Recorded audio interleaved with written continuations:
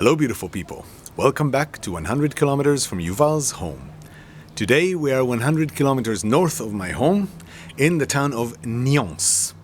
And before I say anything else, I'd just like to give you a view of the structure that's directly behind you right now.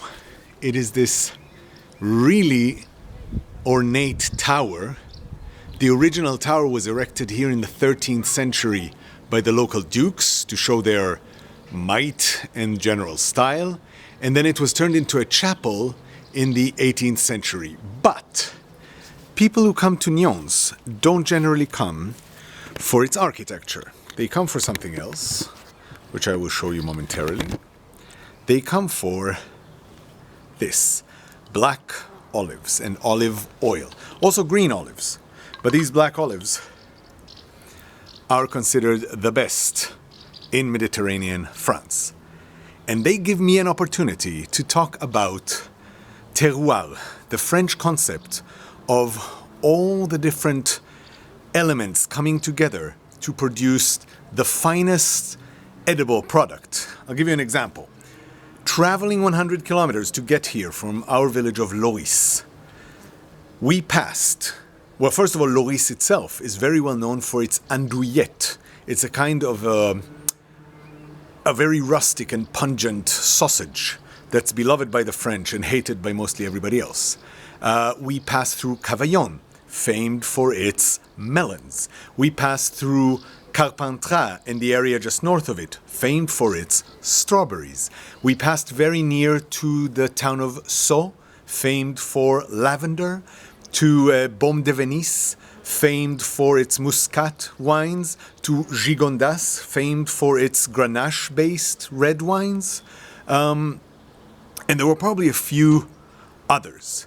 And that's part of the joy of traveling mostly anywhere but France, with its love of fine raw products in particular. And now I'll tell you a story. Here in Nyons, we are in the district of the Drôme.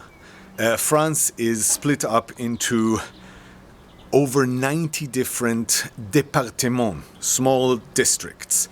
And I haven't gone here frequently, and the one time that I spent time here was in my really early 20s when I was a hitchhiker. I was a street musician, and I ended up not here, in a town north of here, the pre-Alpine city of Grenoble, living with this arts collective that took me in, fed me spaghetti, let me perform in their open mic evenings, and gave me a little attic apartment. And maybe I did overstay my welcome a bit, because after a while they told me, you know, down in the Drôme, where we are right now, there is a farm where they love folks like you. And they are our best friends, and you should come down there and they'll have you over and you'll be in the countryside. So I went down, I knew the name of the village, I knew the name of the people, and I knocked on their door, and they didn't expect me, and they knew nobody in Grenoble. So, you know, they knew I had nowhere else to go, so they did put me up, but I felt a bit uncomfortable. The following day, I went outside, and I was in God's own country, with the forested hills and more rocky mountains in the distance, with these blue skies that for some reason having to do with the humidity and dust in the atmosphere or lack thereof are always so blue. And by the side of the road was a cherry tree bearing heavy fruit. And I decided I could make it up for these people for just barging into their farm. And I collected as many cherries as I could into some kind of bag that I finagled somewhere. And I brought it to them as a gift. And they laughed at me. And I did leave the following day.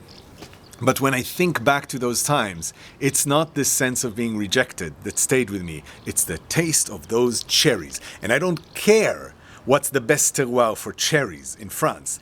It's the Drôme, and it's my early 20s. That is the source for cherries. Thank you for being with me here up north, and in a bit we will be northwest to share more with you. Keep smiling.